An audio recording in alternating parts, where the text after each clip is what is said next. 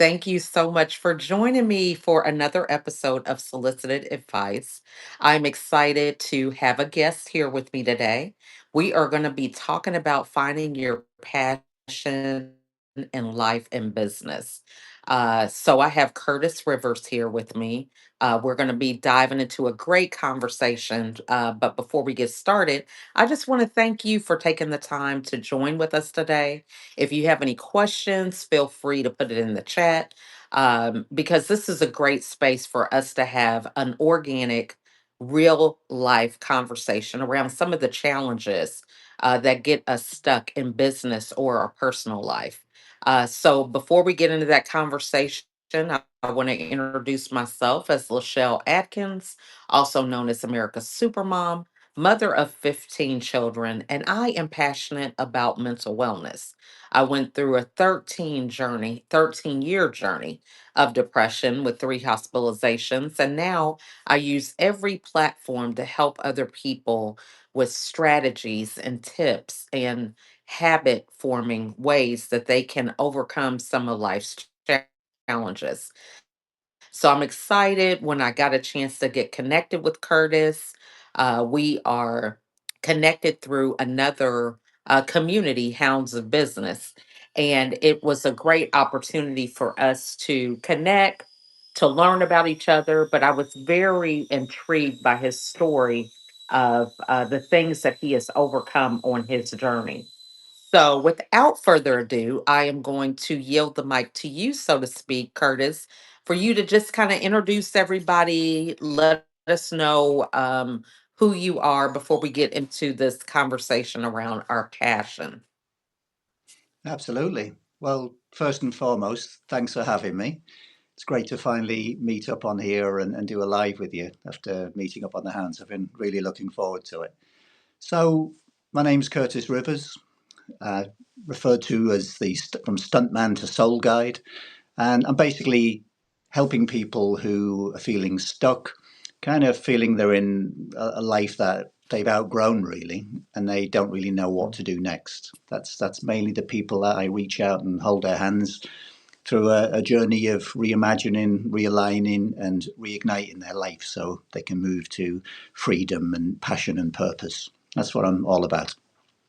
I love that, and I feel that a lot of people are in that place. I think back to my own journey when I was stuck in depression. 13 years is a, can be a lifetime. Some of my kids aren't even 13 yet.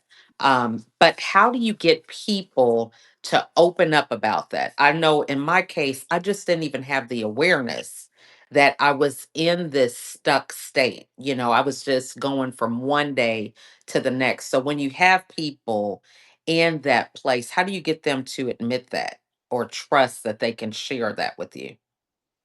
Well, it's a good question because that's what I've found with social media is, I'm on here to help people, but how do you find people like that? Because that's not what they lead with.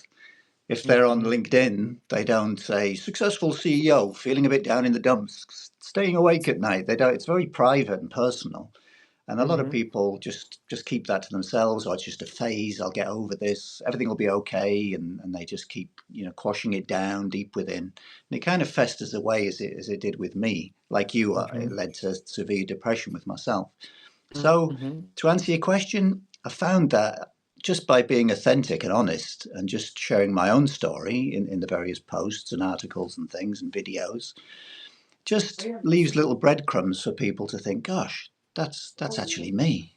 I wake up at 3 a.m. Mhm. worrying, why am I still doing this? But what else can I do? I've done this for so long in my life. This is me now.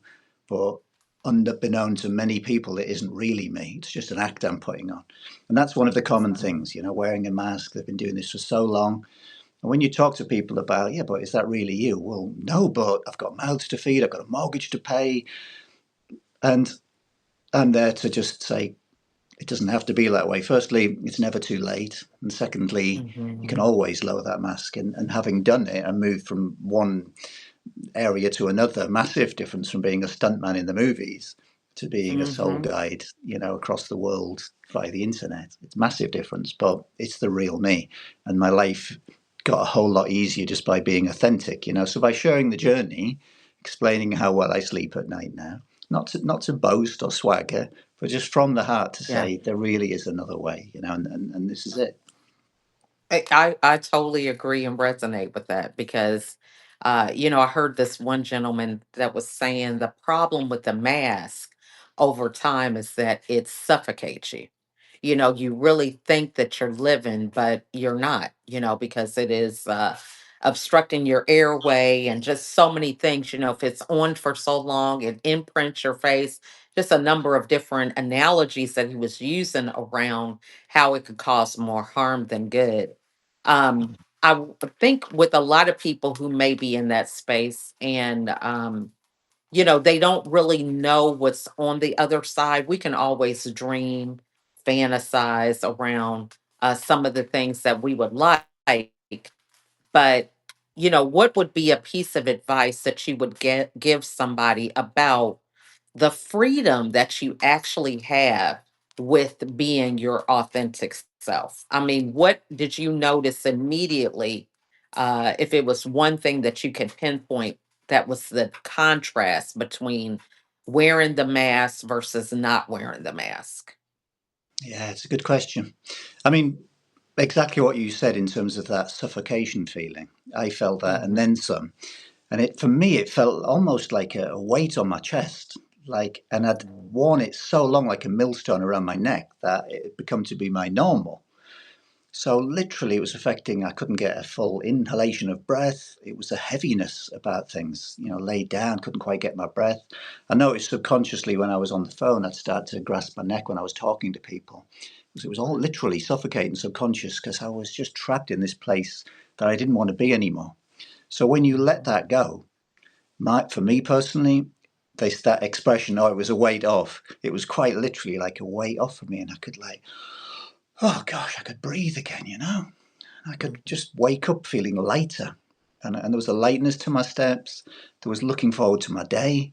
That there are busy days, and there's some days where, like, oh, maybe I've took on a little bit more. I've got a lot of clients today, or somebody's booked in really late, but it's a completely different energy because I'm enjoying what I'm doing and I'm living on purpose. And every single time, even if I'm a little tired, it's a different energy because I get off a call with a client and I'm living my authentic purpose, which is to help other people navigate the challenges that I navigated. So it feels effortless, lighter. You smile a lot more, laugh a lot more. You're a nicer person to be around.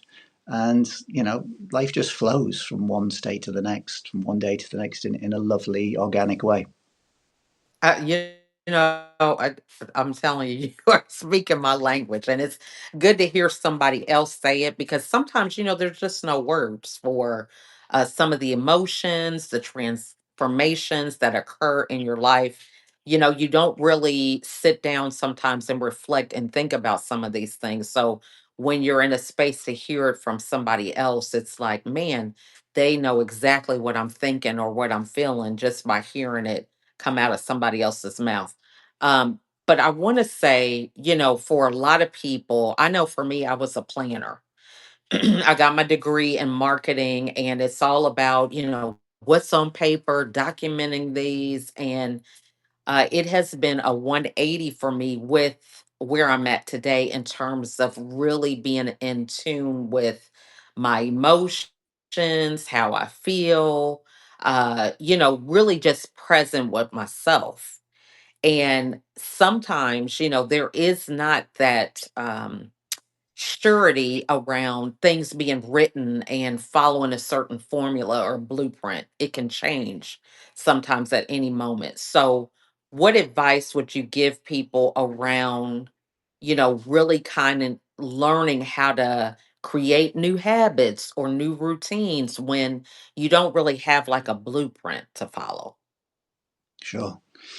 If you'd have asked me that 20 years ago, I would have started talking purely about mindset because I learned kind of mindset hacks many, many years ago that led from me being like a nervous, unsporty child who was scared of heights to becoming an international stuntman, and led to Mhm. me somebody who wanted to break Guinness World Records to see it through to fruition. And there's a long list of achievements that I managed against all of the odds with this certain mindset hack, managed to access the subconscious mind, plant seeds in the fertile soil in there, use things like affirmations, visualization, and it was all going really well. But being completely honest, this was pre-depression, pre-suicidal thoughts, pre-losing everything, divorce, bankruptcy. I went to a really low place, okay? Probably as low as you can get. Hmm. And you know what that feels like, right?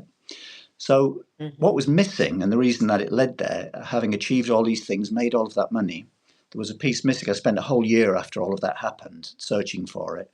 And I literally was traveling around the world, exploring, and the answer I found in India, just not far from the Nepalese border. And it was all to do with heart set. It's something I'd overlooked. I was so locked into this mindset, Hmm. very masculine energy, like everything, like you said, the plan, the goal setting, the affirmations, everything, written down, rigid. And what I was missing all along was that all important feminine energy that doesn't matter what sex you are, male, female, that balancing of a sacred feminine energy and the sacred masculine energy deep inside.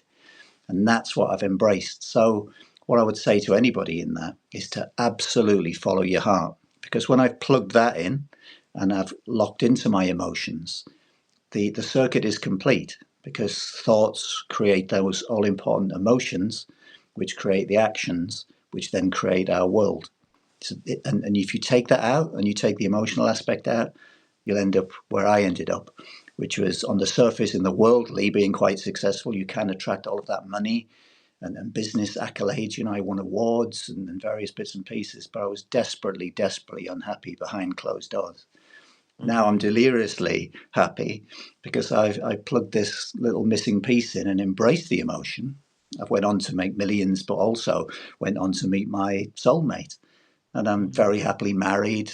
She travels everywhere with me. We're inseparable. And that's just one part of living a full and fulfilled life on purpose. Every day for my Hmm. career, I'm helping people. I'm feeling that beautiful emotion. Still use my mindset correctly, but it's now in combination with heart set. And I balance those two energies. And that's kind of what I work with my clients in balancing too. I love that. You know, And this just really sounds amazing for a male to kind of experience this because, when you're dealing with a lot of females, we're very open and transparent about a lot of things. It's kind of seen okay for a woman to cry, to be emotional. We kind of expect that. But when you're talking about heart centered things, that's just not something that you would associate with a male audience. And so, what do you think has been a challenge in helping men to see the need to kind of see the strengths in both sides, whether it's the mindset and the heart, when it comes to their business or their personal life? I think it goes back to being authentic. So I can stand tall as a man and I can be strong, like a spiritual warrior, I would class myself as. I can put my arm around my wife and I Hmm. can protect her in a dangerous situation. I'm still a black belt in multiple martial arts. That background as a stuntman all those years ago, the boxing, the fighting, I just chose a calmer path. But I can still stand Hmm. strong in my masculinity and be protective and all of those things. But I can also sit with my wife and listen. I can sit with a female client and really, really listen and feel that. And to be honest, male or female, what's been interesting is I've met many female clients who's very strong in their male energy. Business women, Hmm. CEOs, they're very methodical, very mindset orientated, and often blanking those emotions because somewhere in their journey that they were suppressed to survive in a male dominated environment, for instance. So a lot of Hmm. people who are high up executives kind of like really embrace that masculine energy, they think, to survive. And so you can be cranking that up as well in a female client, cranking up and connecting with that emotion and turning down the mindset and balancing those energies, whether they're male or female.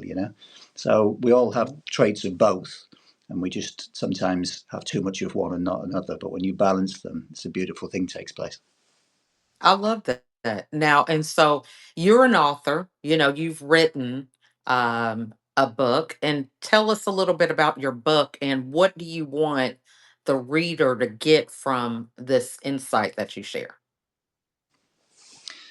My book is called The Fearless Path, and it's part autobiographical, sharing my different stories over the years, leading to becoming a stuntman, breaking world records, and winning film awards, that kind of thing. It's also an allegorical tale, climbing a mountain, which I've done in real life. I've kind of compressed lots of different stories into one for simplicity. But every night we stop, the guide imparts a bit of wisdom with me, and I share that with the reader, and then go back to an incident in my past that proves that to be true. So that's looking at the power of the mind, and more recently the power of the heart with that we just spoke about. But just Hmm. that basic concept that thoughts become things, it's a bit of a bumper sticker that you see thrown around. But there was a realization many years ago before I wrote the book that before I'd made any money, there was this one area of my life, finances, that I could not get right. No matter what I did, I could attract money, I could never hold on to it. Something would always go wrong. And it was the one area of my life that I was framing differently than other areas, because my parents didn't have a lot of money, so I grew up with that money doesn't grow on trees kind of thing. Who do you Hmm. think I am, Rockefeller? And all these negative connotations. So just in that one area with finances, I had everything. My glass was half empty. And it wasn't until I really studied, I became an NLP practitioner and started to study the workings of the mind, that it suddenly, the penny dropped. And I thought, oh gosh, I wonder if I flip that and reframe the things about money, if I frame that in the positive. Sounds simple. And it kind of is, but just by repetition, it Hmm. takes about a month of daily activity to reprogram it. It's what I do with my clients now. And after about 30 days of daily activity, it beds in as a new software in your subconscious. And suddenly more money started coming to me. I started to hang on to money. It was honestly, it was like miraculous. And I thought, I've got to tell people about this. And that was the energy behind writing the book, because I realized in every other area where I'd broken world records, for instance, I'd surrounded myself with imagery. So that was the visualization part. It was very positive thinking. Mental rehearsal as a stuntman was a big thing. Always mentally rehearsing a stunt and the action again and again and again. And then when you mentally rehearse other things, business, relationships, those kind of things, that's all important too in programming the mind. So that Hmm. combined with this heart set training I do now is very, very powerful. I love that. It reminds me of Bob Proctor. I heard him speak one time around his whole money transformation. He said that the gentleman was like, so how did it change for you? What was it that you did? He said, well, I just started thinking how I could make money. He said, but before I thought about how I could make money, I kept thinking how I didn't have money. I kept focusing on my bills and the things that I owe. But once I started changing that narrative to what are some things that I could do to earn money, then I just started seeing money everywhere. So I love how you frame that. So, one of the things I think that was a challenge for me in overcoming my journey of depression, because I was hospitalized 3 times, but each of those times I had a problem with the reframe, or I didn't do a reframe at all. I know that when I would get home, it's like, oh my gosh, I'm glad to be home, glad to be with my kids and family. I'm just going to put this experience in a box on a shelf. I'm not going to look at it. I'm a new person. And I never really learned how to navigate through how that experience got me to where I am today, not until after the last hospitalization. So for people who, I think that was another thing that got me stuck, is that I just didn't want to look at the fact that, I really was the common denominator, right? I was a victim. I was blaming my kids and husband and circumstances, but I just didn't take accountability. So, how do you get people to have that space where they can reframe their past and learn from it. Like what you've done, you're now teaching other people that are where you might have been. So, how did you get to that point? I think you raised a really valid point that's really relevant here. And that's that realization that while you're a victim, you can't heal and repair. When you do Mhm. that micro pivot to survivor, and you realize you are who you are because of all of those things that you went through, then a pivot takes place in your mind. That's very powerful. You're no longer the victim of X, Y, and Z or X, Y, and Z. You're Mhm. now the survivor of it. And that Mhm. empowers you.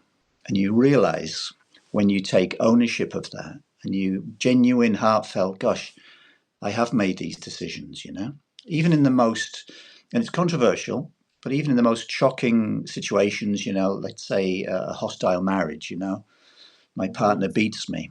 Yeah, but you choose to stay in that relationship. Mhm. For better or for worse, there's an element, a big part you're playing in this.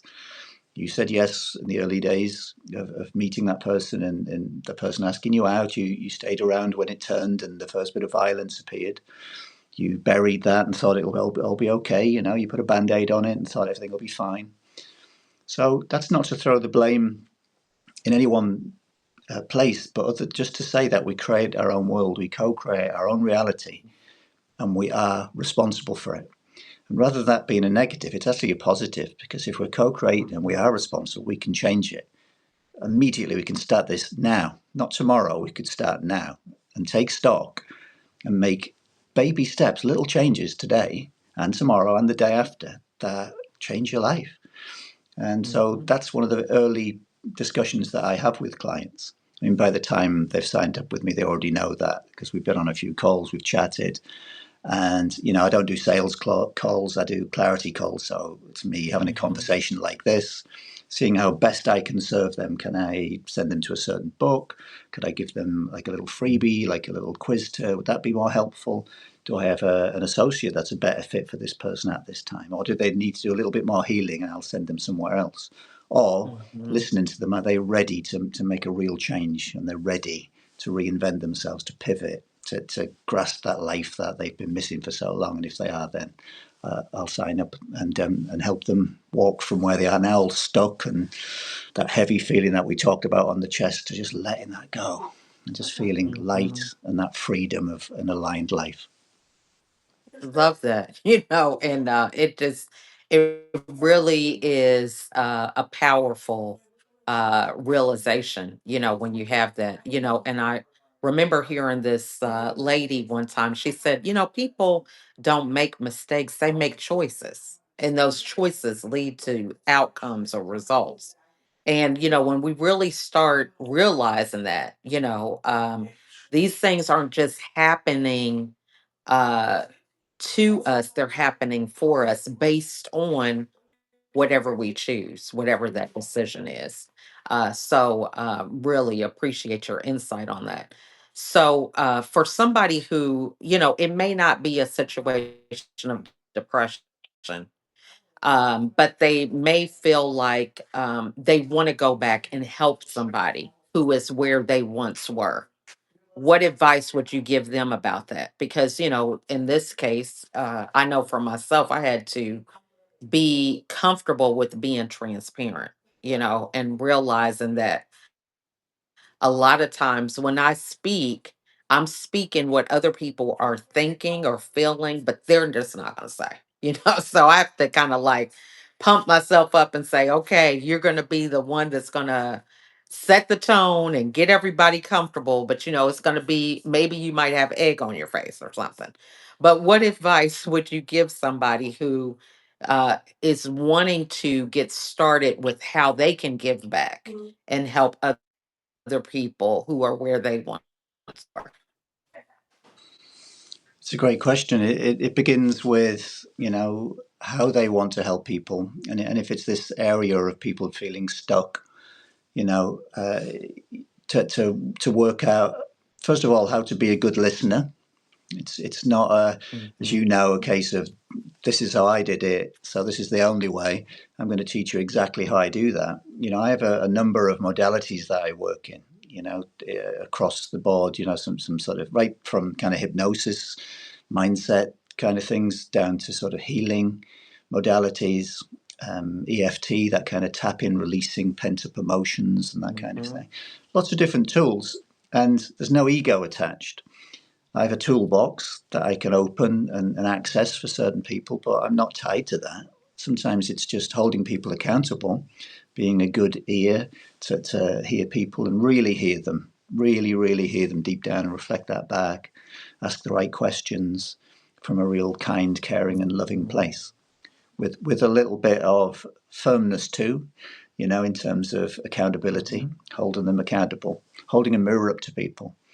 And Mhm. these are just kind of natural skills as a place to begin with. Of step one, I would say, just leave your ego behind and come at this from an Mhm. open-hearted place. Open your heart. If you haven't done so already, I mean, you probably have if you want to reach out and help these people. But step one, open your heart, leave the ego behind, and become a really good listener. Great insight. I love that. So tell everybody, what are some things that you're working on? How can they support you? Where do they find you? All of that. People can find me across most of the social media channels. I literally opened a Substack today for the first time, so that'll be a weekly newsletter soon. But across social media, I'm most active at the moment on LinkedIn. If people want to learn a bit more about what I do, they can go to curtisrivers.com. There's a little video there explaining my backstory and how I can help people. They can also book a call, no obligation, just have a chat one to one with me. If they want to know a bit more background, then they could go to curtisriverscoaching.com. That's curtisriverscoaching.com. And they can pick up some free tools there as well, some free downloads and things that can help them get unstuck. Love that. Now, so what are some ways that people can support you? What are some things you're working on? It's the beginning of second quarter for some people. And now I don't know, in the UK, you measure time differently with business than us, or No, how does that work? We can just assume everybody's doing it like we're doing it, right? yeah, no, we still start in January. Our quarters are the same. It's all good. No, in terms of supporting me, listen, I'm here to support anybody who I can help. And in terms of what I'm working on right now, I'm just living a day to day life of helping people. So if you know somebody who's stuck, if this conversation has kind of made you think of somebody come to mind, and you think, this sounds exactly like my friend who was saying that, Mhm. feeling heavy, not sleeping at night, thinks it's too late to reinvent themselves, wherever that looks like, then have them reach out to me or let me know who they are so I can help them. So referrals like that from a kind, caring, loving place of being able to help. And things like this, anybody wanting to chat, podcasts, things like that, very happy Mhm. to hook up and have a little chat like this. Love it. Well, thank you so much for being here today, Curtis. This has been a very enlightening conversation. And, these are one of the conversations that a lot of us want to have, but sometimes we just don't have the courage to talk about being stuck, overwhelmed, living a groundhog experience of the same thing over and over again, wanting something different. So I appreciate your transparency around it. And it's just amazing for people to see that, everybody can on the outside look like we have it all together. But you never know what someone's story is, right? Until you have a conversation. So many great insights you shared from being an active listener and understanding there's no one size fits all for anybody in terms of a prescription on what is going to fix the situation or transform the situation. So, appreciate that insight. So, I want to give you a moment to share any final thoughts that you might have with everybody today. Just to thank you for having me once again, LaChelle, and to echo what you just said, that it's never too late to start talking about these things. It's actually a bit of a weight off as soon as you do start talking. So if you haven't the courage to reach out to people like us, to a coach right now, I would encourage you to open up to your close friend, to your partner, and just start talking about it. If you're a man, there's nothing effeminate about sharing your feelings. And just starting to talk makes the difference. And if you're a woman, that the same applies, you know.